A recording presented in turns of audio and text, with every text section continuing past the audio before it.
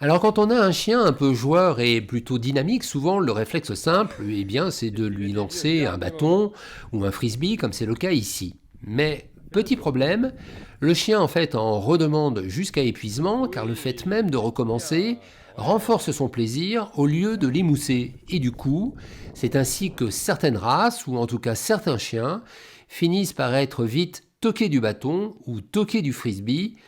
parce qu'il ne se dépense pas suffisamment intellectuellement. Alors c'est pourquoi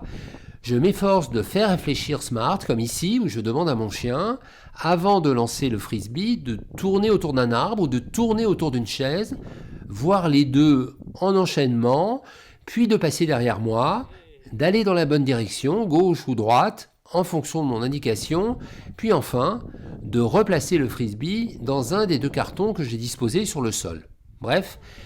voilà une manière simple et peu coûteuse que j'ai trouvée de concilier à la fois la dépense physique, le jeu et la dépense mentale de mon chien, et ainsi de le rendre moins toqué tout en s'amusant ensemble.